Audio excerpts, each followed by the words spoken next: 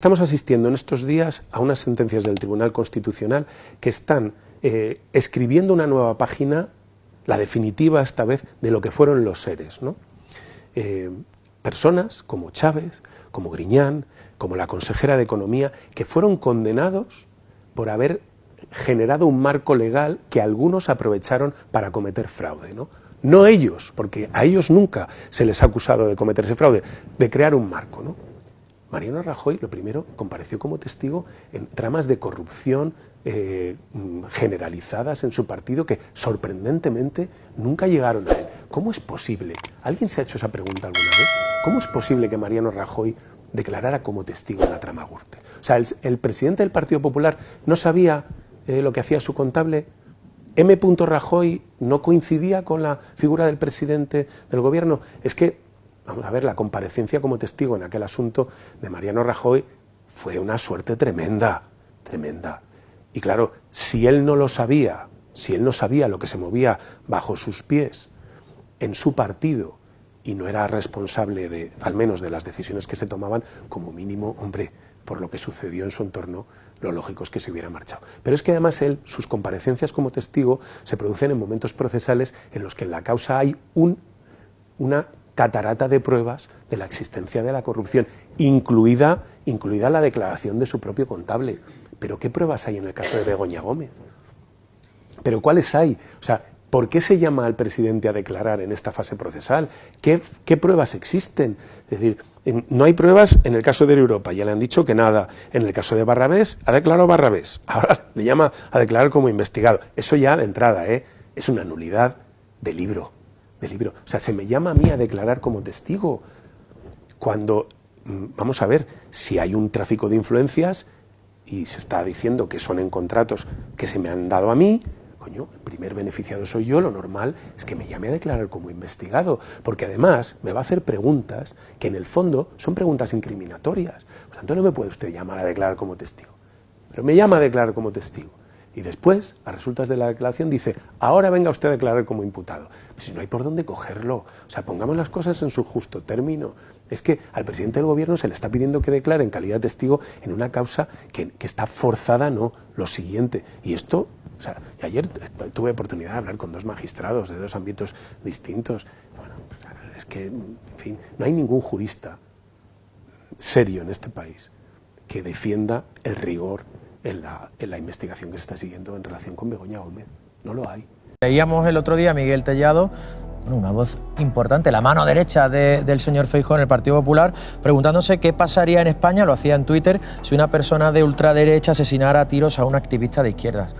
Cosa que, por cierto, ha ocurrido también en nuestro país. Recordaba Consuelo Ordóñez precisamente algunos casos, lo hacía también Monroy hace unos meses. Sí, la mejor respuesta al señor Tellado ha sido de la señora Ordóñez. Bueno, las afirmaciones del señor Tellado ya no sorprenden, aunque son efectivamente violentas, ¿no? La apelación a las fosas, lleva una semana, señor Tellado, a este juego de palabras que parece que cada día se ensaya a ver cómo se escala más en ese argumentario verbal realmente violento y fuera de lugar. Es decir, no hay ninguna necesidad de hacer esa extrapolación. Es decir, ¿qué hubiera ocurrido si, oiga, ¿usted qué sabe? ¿Qué quiere decir con esto? Habría que preguntarle, decir, ¿usted qué quiere decir con esto? Porque en decirlo ya se queda dicho y empezamos a polemizar. ¿Pero qué quiere decir con eso? Porque un líder político no debe de lanzar estos globos sondas como si no ocurriera nada, porque va a tener una trascendencia. Y esa trascendencia la tiene la sociedad. Y la gente normal y corriente que oye esos comentarios, que ve la televisión, que lee un diario, que escucha la radio, oye esas barbaridades. Y esas barbaridades no son admisibles. La licencia y la inmunidad a la hora de exponer opiniones políticas de los líderes políticos que están dentro del Parlamento tiene un límite. Y el límite es el respeto a los demás, a los ciudadanos. Parece, y esto es una buena muestra, ¿no? Las declaraciones del señor Tellado, ha puesto usted todos los ejemplos de esta misma semana, que el PP emprende una carrera para ver si la dice más grande que Vox, y probablemente motivado por el crecimiento de Vox en las encuestas. No sé si cree que es una estrategia adecuada o tiene todas las de perder. A mí como ciudadano es que me da igual las motivaciones que tenga el Partido Popular y el partido Vox de extrema derecha o de derechas o de que se separan en las encuestas, pero es que ellos sirven a la ciudadanía, nos sirven a todos nosotros y no tenemos por qué soportar esa tensión y esa violencia verbal y ese reino del insulto sistemático, al contrario, sin bajar los argumentos. En España a ese nivel se han perdido los argumentos.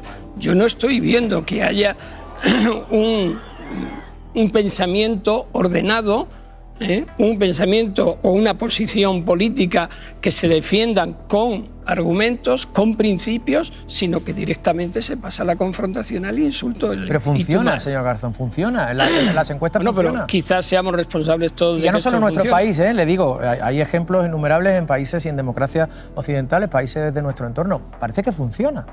No debería de funcionar, porque los ejemplos históricos, cuando esto funciona, son muy malos, cuando Hitler llegó al poder, llegó de manos de unas elecciones. Inicialmente era demócrata, entre comillas, ¿no? Y fue una serie de años hasta que llegó 1939 y ya sabemos lo que ocurrió a continuación. De modo que la escalada verbal y la violencia verbal sí produce resultados nocivos cuando se inicia de esta forma y acaba de otra manera mucho más cruenta. Pero fíjese, ha dicho una cosa y yo me voy a quedar con esa frase porque a mí me preocupa, y como ciudadano y como padre. Decía usted, a mí me da igual las estrategias de un partido o de otro, en este caso el PP y Vox. A mí me preocupa, y se lo decía como ciudadano y como padre, que entre los jóvenes de 18 y 24 años, incluso si ampliamos la franja también están en posiciones muy altas, Vox lidera la intención de voto. Entonces, mi pregunta es, ¿qué estamos haciendo mal el resto de demócratas? O se lo pregunto de otra manera, usted es una persona progresista, ¿qué está haciendo mal la izquierda? O que hemos hecho mal todos, ¿no?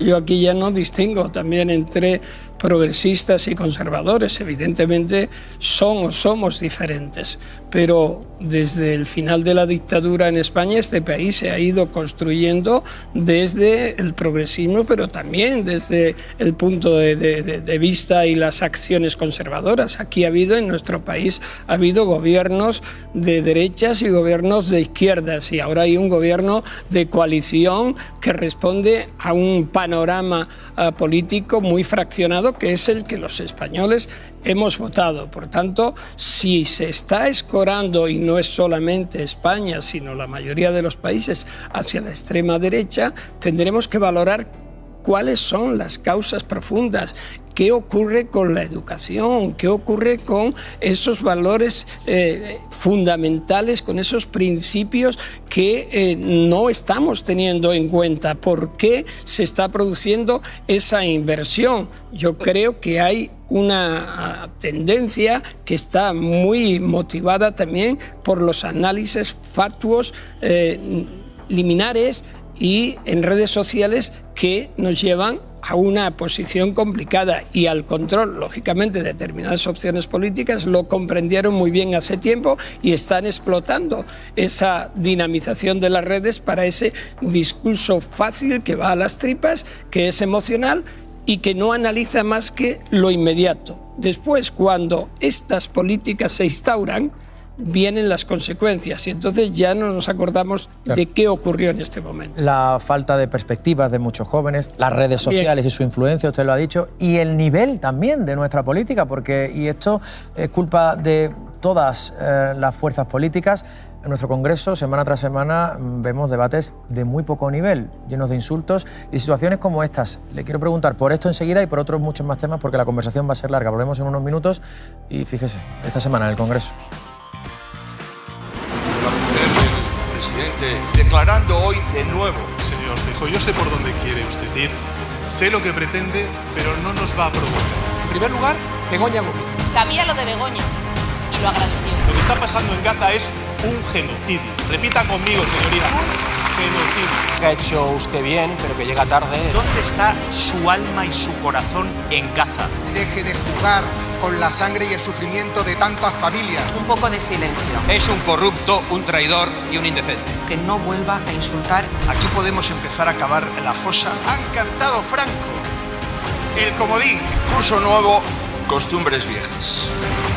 2 minutos, faltan para las 11 de la noche, hora menos en Canarias. Estamos en directo en La Sexta Explica conversando con Baltasar Garzón y hablábamos con el señor Garzón sobre lo ocurrido en Estados Unidos en las últimas horas, sobre el discurso polarizador de Donald Trump y algo que está haciendo Donald Trump desde hace ya muchos meses, desde que llegó a la presidencia del gobierno de Estados Unidos, es alentar y apoyar al gobierno de Netanyahu en ese genocidio que está perpetrando contra el pueblo de Gaza. Lo sorprendente, y le quiero preguntar por ello, es que aquí, en nuestro país, hay voces, en este caso de líderes del Partido Popular, por eso digo sorprendente, porque ya no son de Vox, son del Partido Popular, que justifican la acción de Israel. Vamos a escuchar algunos ejemplos. Aquí lo que hay es antisemitismo, que para que haya genocidio tiene que haber un tribunal y unas leyes internacionales que son quienes lo deciden. Para mí no hay un genocidio en Gaza, porque el genocidio fue el del pueblo judío durante la Segunda Guerra Mundial. No, señor, no hay genocidio, porque genocidio quiere decir lo que hicieron los nazis con los judíos. Curioso genocidio en el que el supuesto genocida avisa por tierra, mar y aire para que sean desalojados y no haya víctimas. Lo que están haciendo es puro antisemitismo. Esta última barbaridad que hemos escuchado del portavoz del Partido Popular en la Asamblea de Madrid probablemente es la guinda a una serie de declaraciones bastante lamentables de líderes del Partido Popular respecto a la acción de Israel.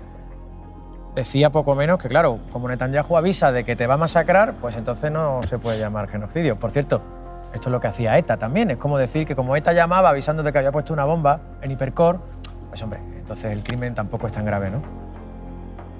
Banalizar la violencia, banalizar lo que está ocurriendo en Gaza, tratando de degradar las acciones criminales que se están llevando a cabo de ese presunto genocidio, y digo presunto no porque no crea que se está cometiendo, sino porque efectivamente no se ha juzgado como tal todavía, es muy grave, ¿no? Y trasladarlo a estas opiniones hacia la Asamblea, en la Asamblea de Madrid, que se ha convertido prácticamente en la caja de resonancia más amplia contra el gobierno de Pedro Sánchez. Menos de la vida de los madrileños se habla de prácticamente Ya, pero eso es lo que ocurre cuando no se quiere hablar de algo.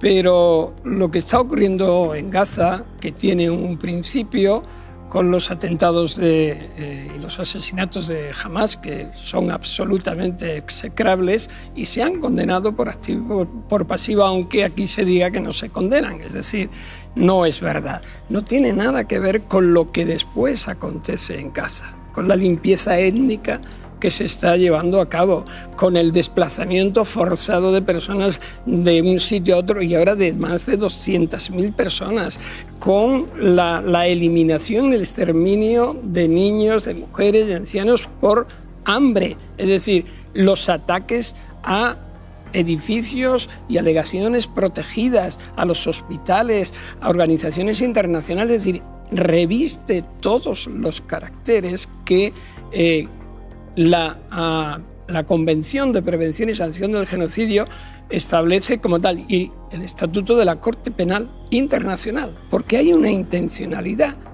que es ir a exterminar todo o parte de la población palestina en Gaza. Y no nos olvidemos lo que está ocurriendo en Cisjordania. Y yo no soy sospechoso de ser antisemita, no lo soy. Por muchas razones, pero eso no me quita para afirmar que lo que está ocurriendo allí es una brutalidad genocida.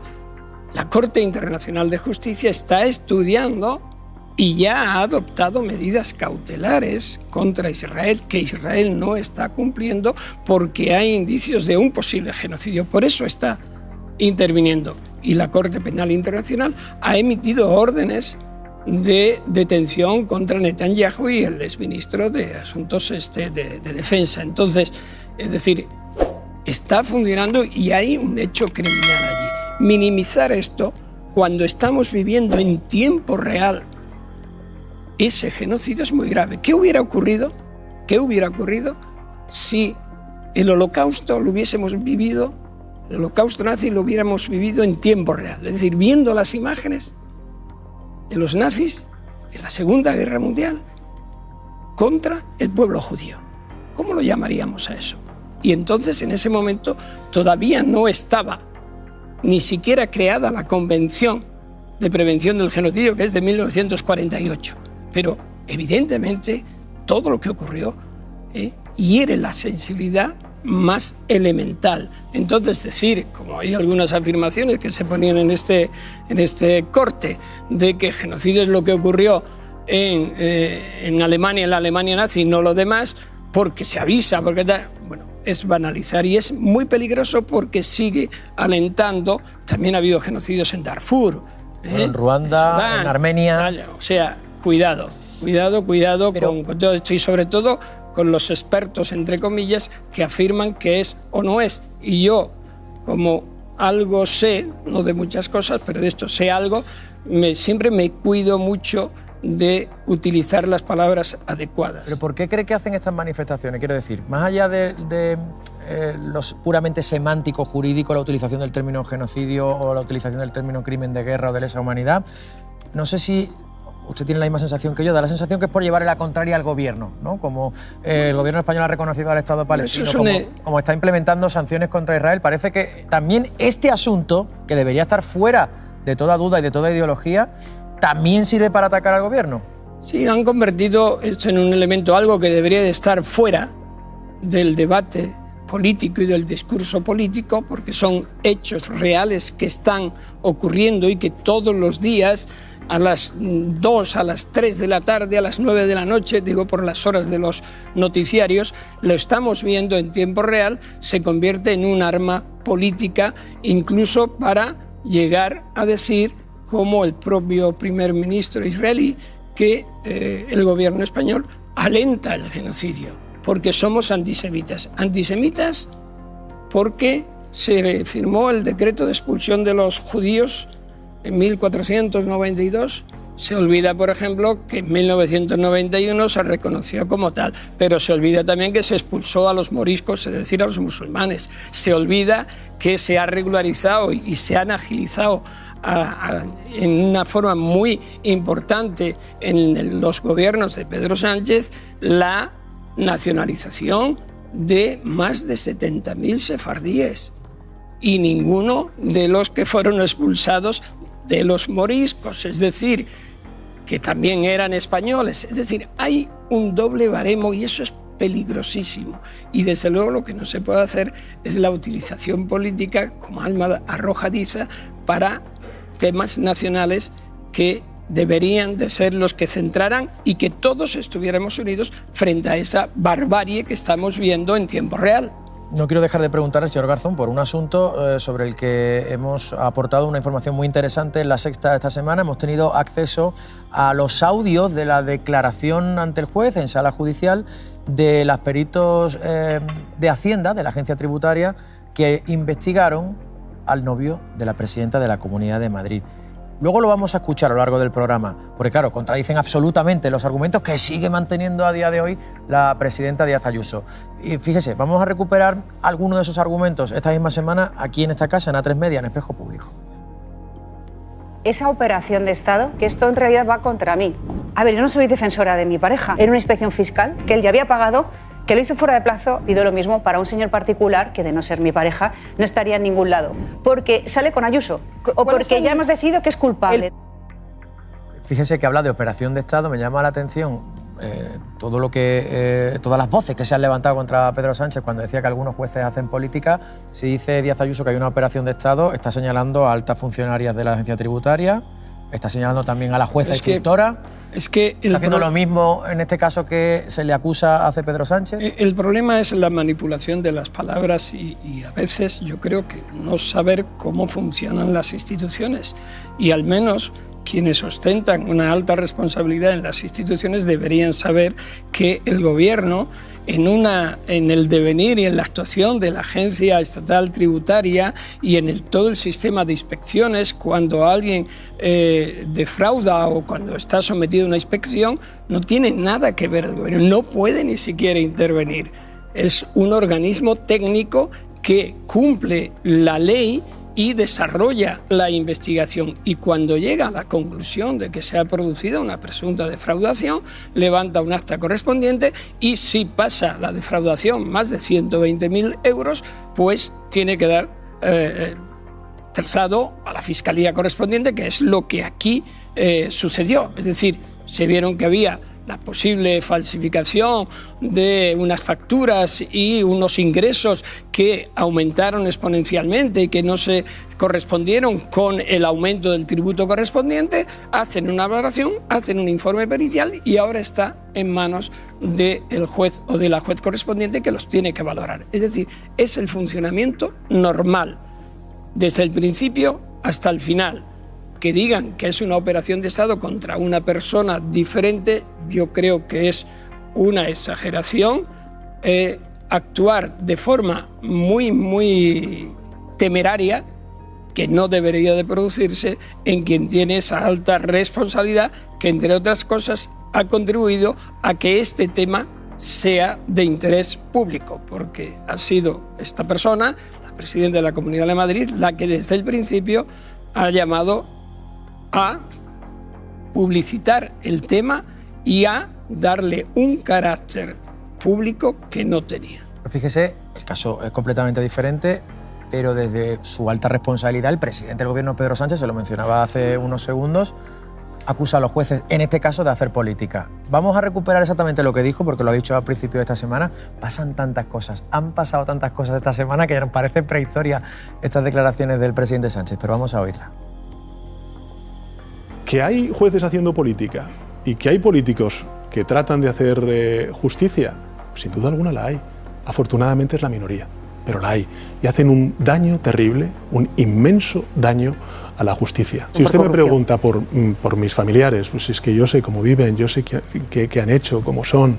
Por tanto, yo lo que espero es que la justicia efectivamente haga justicia. ¿Hay jueces que hacen política, sí o no, señor Garzón? Yo, en cuanto a la otra parte de la frase, de que hay políticos que hacen justicia, no estoy de acuerdo con el presidente. Hay políticos que instrumentalizan la justicia, con unos fines espurios, probablemente, pero es la justicia la que actúa. Y una vez que la justicia actúa, hay unos parámetros legales, constitucionales, que son los que establecen el modus operandi de un juez en una instrucción, de un tribunal en un juicio, el respeto a los principios de la presunción de inocencia, la igualdad de armas, etc. Cuando una instrucción se sale de esos cauces y establece objetivos aparentemente predeterminados, es decir, que, digamos, utilizando el refrán español, pone el carro antes que los bueyes, es decir, ya tienes quién es el posible autor y acomodamos todo lo demás, evidentemente se puede producir esa instrumentalización.